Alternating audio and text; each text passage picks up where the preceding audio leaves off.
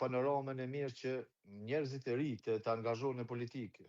Ju e shihni si në Kosovë, si në Shqipëri, kudo që ka shqiptar, po jo veç këtu pari, po gjithandej sot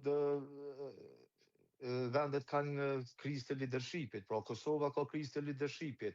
Kemi politikanë që këtë fjalën publike nuk e kanë problem se nuk e mbajnë.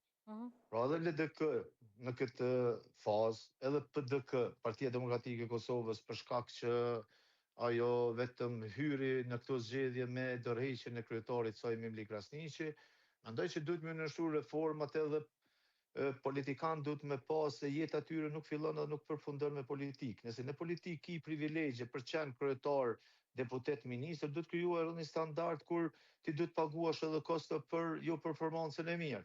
Po veç kështu ndërtohemi. Ne nuk kemi nevojë me shpi asgjë, kemi nevojë me pas se si funksionon bota demokratike dhe me implementu këtë principin e parimin politik të përgjithësisë. Pra, ne çka po shohimi këtu është ndoshta një shembull i keq që ka përcjellë Shqipëria, jo për të përfshirë në debate, po ju e shihni që për shembull kemi zotin Berisha në Shqipëri që mendon që demokracia, qytetarë deri në vdekje kanë në borxh obligim për ta votuar. Pra njerëzit duhet me hapë rrugë kur e shohin se po e dëmtojnë parti. Ne kemi zotin Ali Ahmetin në Maqedoni. Pra kemi kësi shembuj të trisht, të cilat nuk kanë të bëjnë me demokracinë. Pra në demokraci, thash, ke privilegje, duhet t'i gëzosh ato, po ke edhe kosto duhet dhe është përgjithësi. Po edhe ne edhe ne këtu, në përgjithësi, nuk po mujmë me dalë për te kësaj kur ti mendon që qytetarët edhe antarësia të kanë borxh deri në pafundësi për rezultatet e tua të dobta.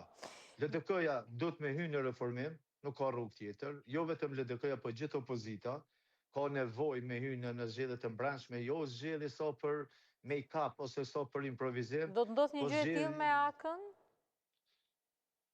Në fakt, unë kam qenë kandidat për deputet në listën e Aleancës, unë njihem shumë për qëndrimet e mia publike, po nëse nuk jam këto as për thurë lavdi për zotin Haradina, as për thurë Lozhe, po kam pa që a i ka një leadership për cilin e kam pa që lider tjërë nuk e kanë. Zotin Haradina i pranon kritikën, e mirëpret kritikën edhe zoti Haradinaj ka deklaru që do të hynë në zgjedhje.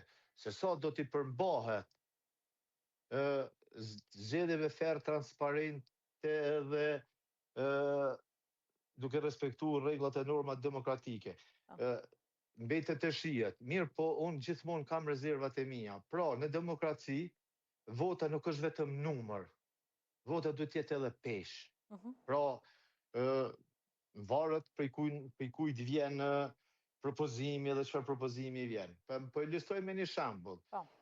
Nuk është demokraci kur le ta themi kështu për lëvizjen vetvendosje, kur një aktivist i devotshëm ngritet në Këshillin e Përgjithshëm edhe propozon ta zëmi Glau Konjuncën për nënkretar të lëvizjes vetvendosje.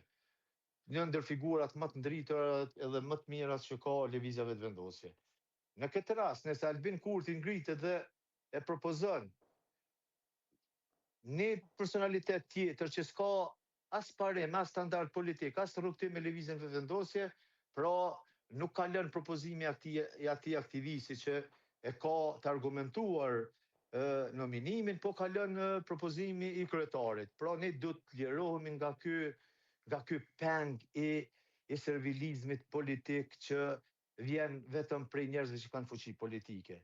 Nëse ne nuk ndryshojmë këtë situatë, brezat që vinë më